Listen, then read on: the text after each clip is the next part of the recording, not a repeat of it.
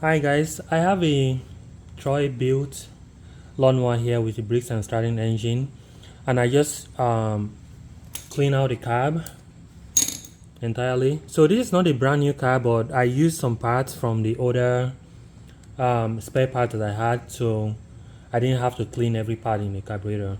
I used some parts from the OEM, and this top part of the carburetor is aftermarket, but the OEM carburetor was pretty bad and I didn't really think it was worth cleaning. So the next thing I'm going to do is assemble it back, put this cover back on, and then I also have this new fuel line because the old fuel line was pretty bad with some corrosion in it. I don't know if you guys can see it. It's kind of gummed up in there with all that bad fuel that was sitting there for years. So I'm going to use this new fuel line, and then I'm also going to install like a fuel shutoff on this. It doesn't come standard on the Briggs and Stratton engine, but it does on the Hondas. So I'm going to install that. So this is the part right here. Install it, and I'll show you guys the process also. So the first thing I'm going to do, I'm going to put this. I have these new clamps on there to sort of hold everything in place.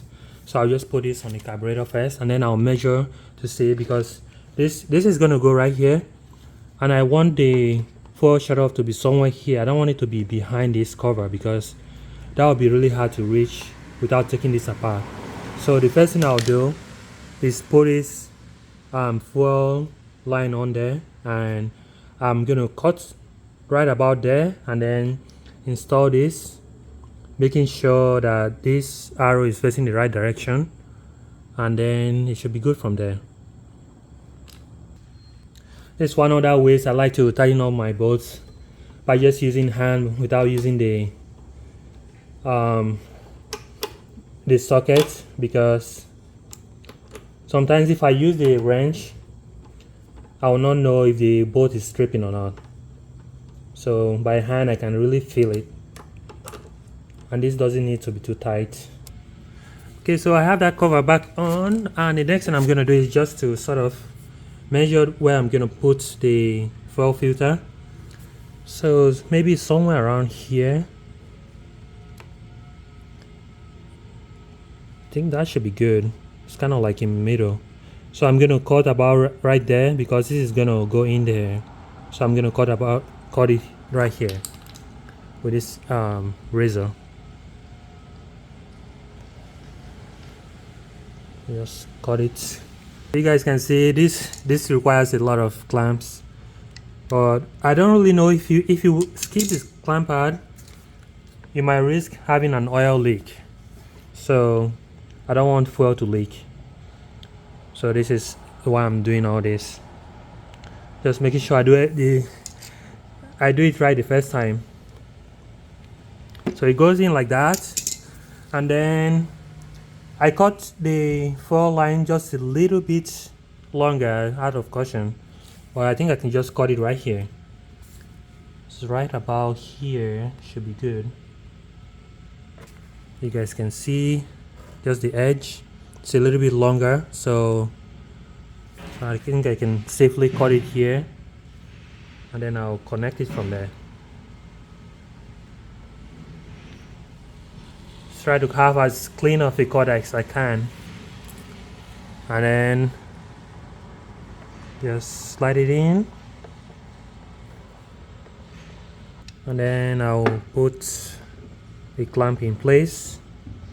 So I had to use 2 extra clamps for this, and I can turn it. I don't even have to hold the fuel line for support. This is pretty easy to turn, which is good. So now I have the fuel shutoff on this Troy-Bilt, which is an upgrade in my opinion.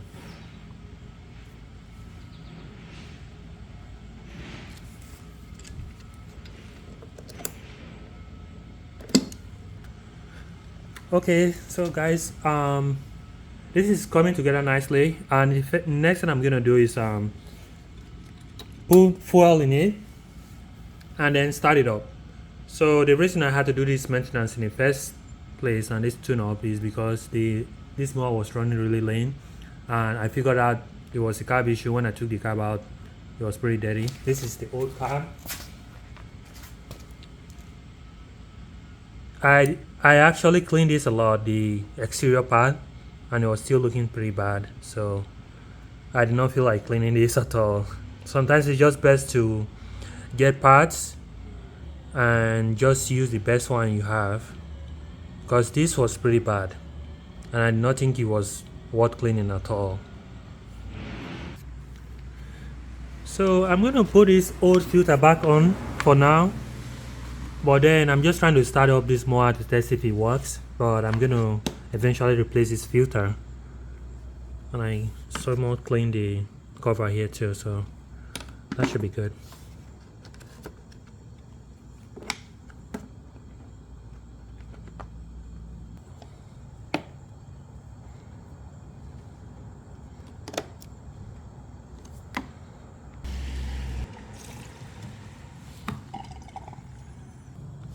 Okay, so I just put gas in it, and I just put this for shutoff to the open position, and then I'm gonna start the mower up.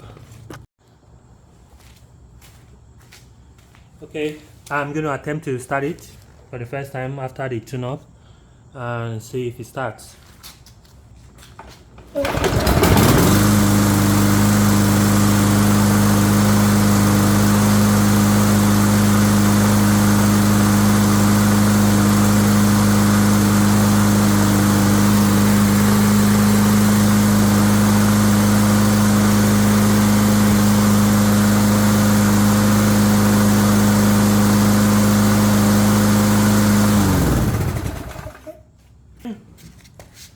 I think that's probably the end of this video. Thank you guys for watching, and I will see you guys in the next video.